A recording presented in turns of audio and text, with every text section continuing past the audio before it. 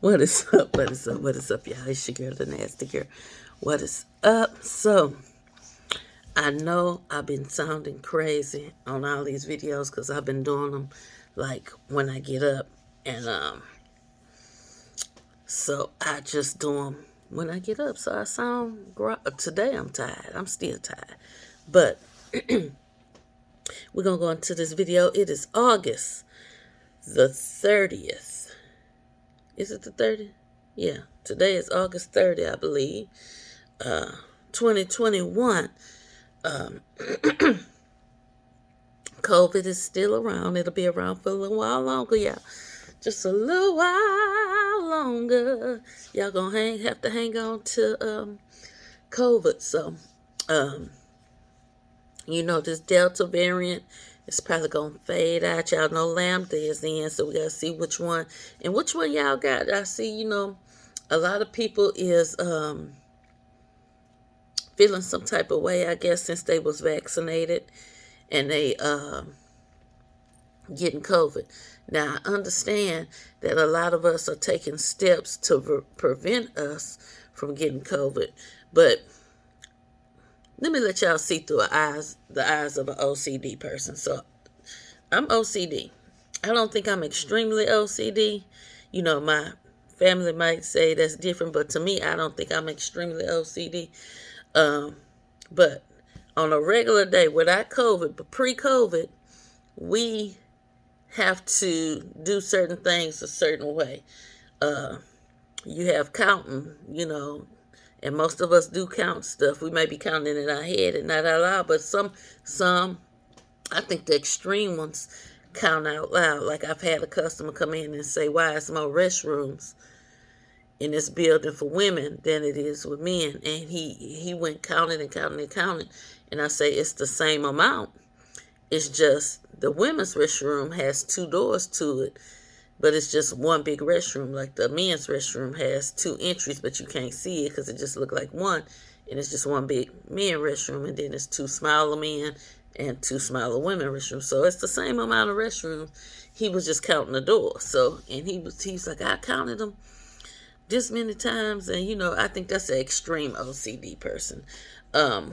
Now me, I like if I'm loading up the refrigerator that we keep drinks in, I want my labels facing out a certain way and stuff like that. So I think I got them trained to do that.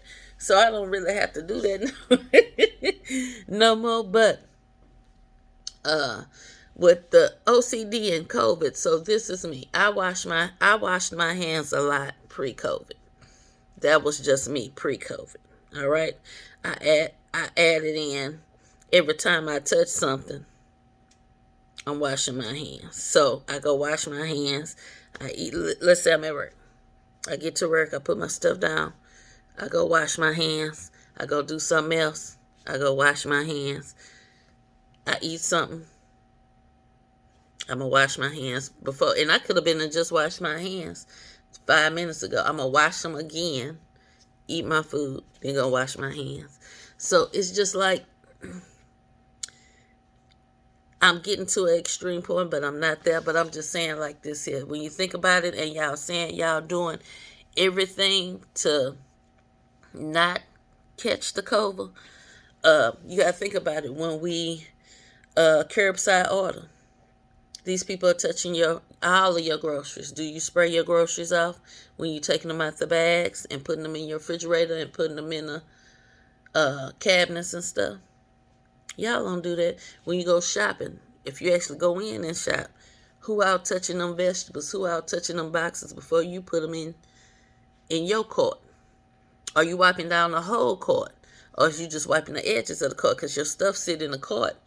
And, a little baby could have been in there. A little kid could have been sitting down in there. Ain't no telling what they had on their shoes or their socks or whatever it is they done rolled around in before they done got in their basket. These are the things I think about as OCD and COVID. I don't go through the line where somebody wear gloves because they've touched everybody's stuff with gloves. And it's growing quicker on them gloves than it would they bare hands. You have some people I watch. I look at all of them and I see who is ringing your stuff and hitting the sanitizer in between, ringing up everybody's stuff. Who taking the cash and sanitizing between touching cash? Because with them gloves on, they touching the person before you cash, and then they touching all your groceries. Money is the nastiest thing. The nastiest thing we got floating around here. I touch money every day in what I work in, and I go wash my hands as soon as I'm done touching the money. It's just, even though we thought we was doing the extreme, I'm probably doing more extreme than that. And most OCD people are probably doing extremely extreme. Why these two is sticking out like that? But anyway, so that's what I want to talk about. I got a couple other things I want to talk about, and this video is already getting long. But wear your mask. I'm going to add that in for the end of COVID. I'm not talking about COVID no more. Wear your mask. So we're talking about work and stuff. So I had a couple topics be given to me, and one of them was, since we talking about workplace stuff, is be a little nicer to service workers.